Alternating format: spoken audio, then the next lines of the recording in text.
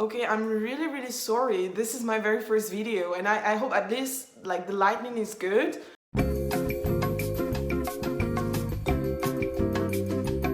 First off, welcome to this channel. I'm Estelle and this is A New Life Abroad, my channel dedicated to expatriation. So what's the purpose of this channel anyway? I'm not here in my living room to wait and sit pretty. It's not some weird narcissistic project of mine because I know I'm all over social media already, but this is serious business here, right?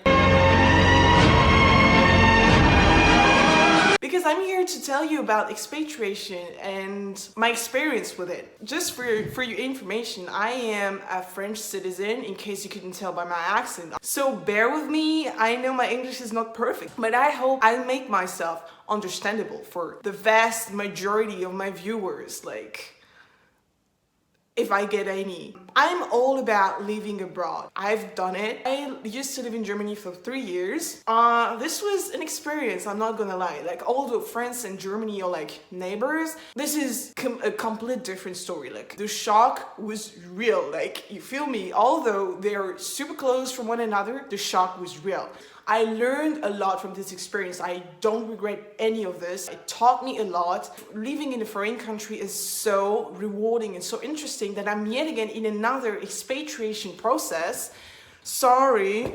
I'm yet again in another expatriation process and I'm so excited about it because I am in the process of moving to the US. I'm currently editing the video and we are right in the middle of this quarantine period, which sucks, I'm not gonna lie. I decided I would upload this video regardless of the circumstances, but needless to say that my plan to move to the US is currently on hold due to the context, and you can probably tell by my face how enthusiastic I was to break the news to you guys, but hey, it is what it is and we'll see whether or not this whole USA project is gonna work out. In the meantime, I'm just sitting tight like probably every one of you and hope for the best. How to pick a place to move to, right? Because this is the very first step. I'm here to tell you how I personally could pick a destination because same as you, same as many people, I'm attracted to many different places. So I had a list of criteria for myself. It had to be an English-speaking country, like English had to be the official language. Second off, I wanted like a very well-developed country, if that makes any sense, like a very strong industry, a very strong economy. I needed a competitive job market. Like that was shit. My messiness. I'm just like trying to be spontaneous here because this is so difficult to film something, actually, like to film something for YouTube. Like this whole YouTube situation and filming situation,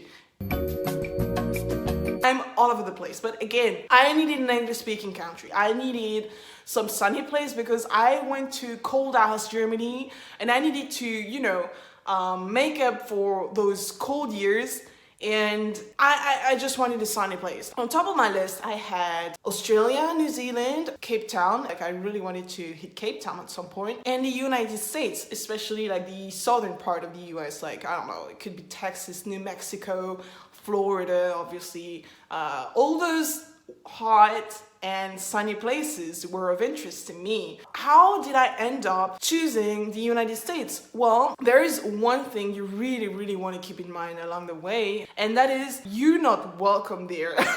I'm just saying you're not welcome there. You're living in wherever you're based, you're living your life. Nobody, keep in mind, nobody is expecting you over there. Nobody. You're not needed. You're not wanted. So you have to, you know, find your way there. And this is the most difficult part. Or if, like me, you want to go super far away, you will need some help. You will need maybe a sponsor to cover your relocation fees. Maybe you will need someone to make the visa for you. You will need so many stuff. Like, come on, you are the one demanding something.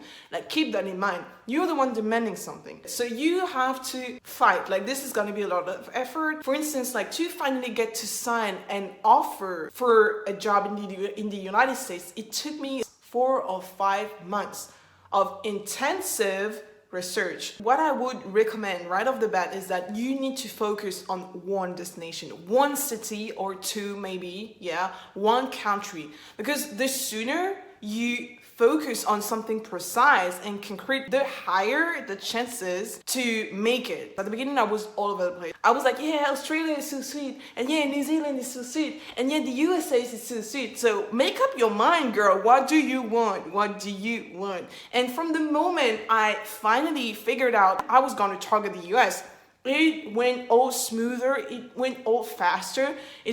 Everything just fell into place. And so at the beginning, like I said, I had three main criteria: a English-speaking country, a sunny place, yeah, and a strong economy, a competitive job market, something, interesting for me career-wise. What got me to really shortlist even more and finally make a decision for the USA was not on me.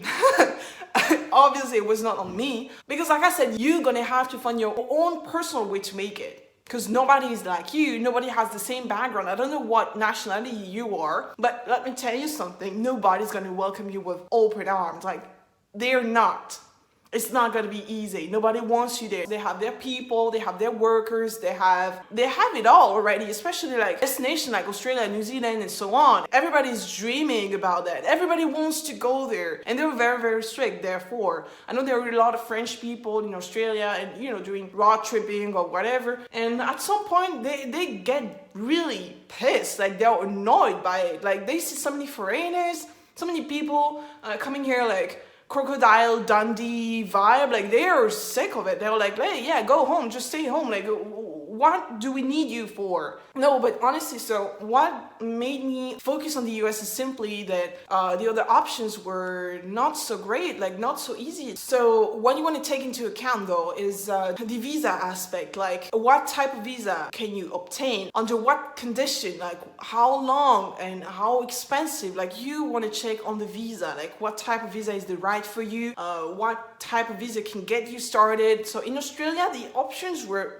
greater than in the US. Like, they were better overall because as a tourist, like, we're under a working holiday visa, you can do a lot in Australia and you can stay up to 3 years. Okay, if you do some farm job and fruit picking, like all those stuff, but you can, all in all, stay for about 3 years, which is a super good amount of time. If you want to start off by working in a restaurant or some, mini job and then look for something in your field, then it's a good way to start. What was not so good in the US was this, especially. In the US, you are granted 90 days as a tourist to stay on the territory, and you're not allowed to work. Like, this makes a major difference. If you really need some financing for your travel, for your stay, and you're really looking for it to work, then this can be a major issue. Like, I know 90 days without working, it's just like holiday. You're not gonna save any money. Like, you're gonna live off your own saving. The visa aspect is very important.